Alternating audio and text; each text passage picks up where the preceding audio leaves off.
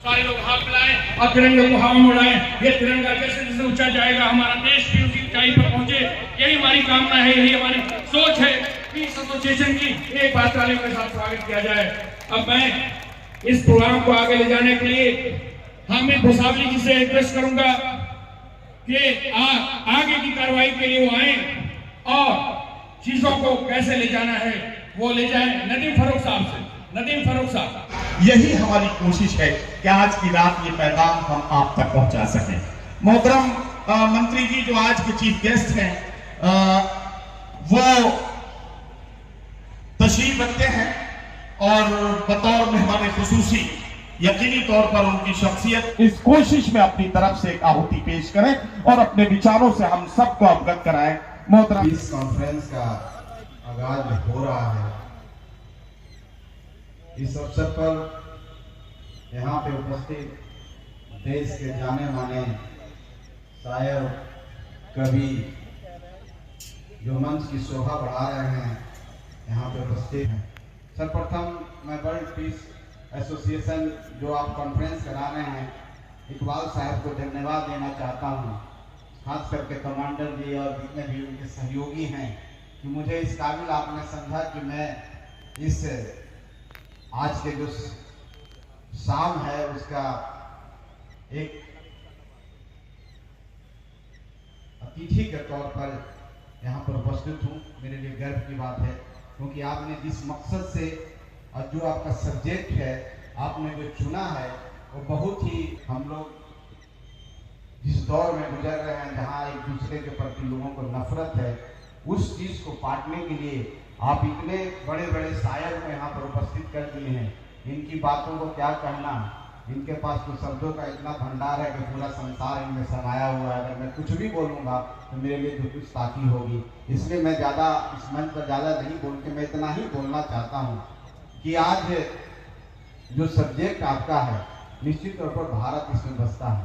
भारत का संविधान जिसको हम सब लोग मानते हैं, जो संविधान हमको सेकुलरिज्म की बात सिखाता है, भाईचारे की बात सिखाता है, न्याय की बात सिखाता है, उसके आज के दिन का जो आपका जो आगाज है, जो शाम आपने आज बनाया है, निश्चित तौर पर जो गंगा जमुनी तहजीब की बात हो रही थी उसके लिए हम लोग यहाँ पर उपस्थित हैं और इसको पूरी तरह से हम लोग बचा कर रखें क्योंकि हम आखिर में इंसान हैं, मानव हैं। कोई व्यक्ति कोई धर्म के नाम से नहीं जन्मा है, कोई जात के नाम से नहीं जन्मा है, सिर्फ इंसान के नाम से जन्मा है। किसी भी धर्म को हम लेके चलें, अगर वो इस्लाम की लेके चलें, हिंदू धर्म को लेके चलें, सिख धर्म को लेके चलें, ईसाई लोग, सबका मानना एक है।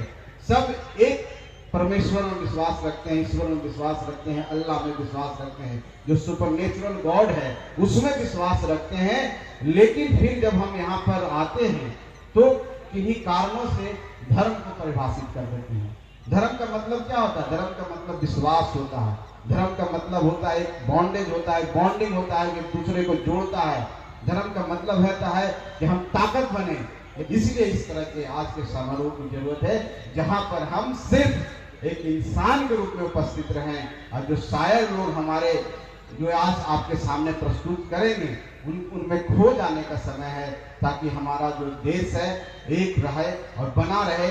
जो मानवता का जो इतिहास जो आज से 1 करोड़ 40 साल पहले शुरुआत हुआ, जिसको बिग बैंग थ्योरी के माध्यम से कहें, जब मानव इस धरती पर आए, जिसको होमो सैपियंस कहते हैं, 70 साल पहले इस धरती पर आए, तो उन चीजों को समझ के कि कोई जात पात नहीं है, सब इंसान है।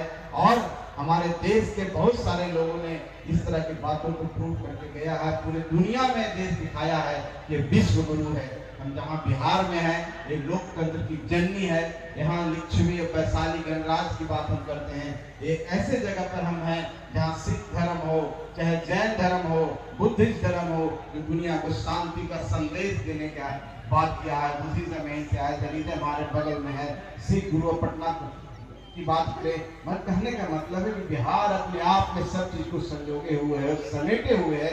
इससे हम सबको सीख लेना चाहिए। हमारी जो पूजा इबादत जिसको हम करते हैं, हमको संविधान की करना चाहिए, क्योंकि संविधान हमको रक्षा करता है, सुरक्षा देता है। संविधान हमको आजादी देती है।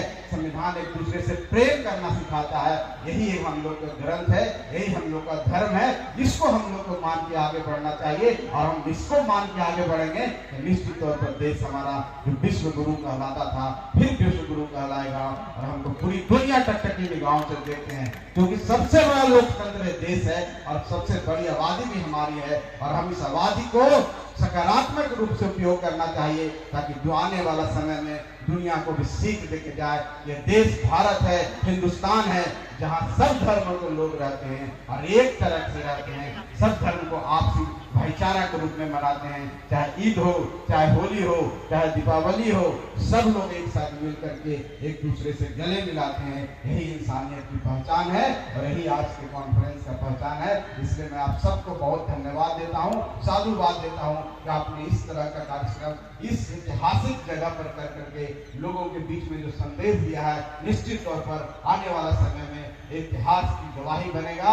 और एक डेट मुकर्रर आप कर लीजिए, आने वाला समय लोगों के लिए यादों में ताजा रहेगा और लोग याद करेंगे कि इकबाल साहब ने और उनकी सारी टीम मिलकर के, उनके जितने स्पॉन्सर हैं, एक संदेश देने का काम किया है जो पूरे विश्व में जाएगा। बहुत बहुत धन्यवाद। जय हिंद।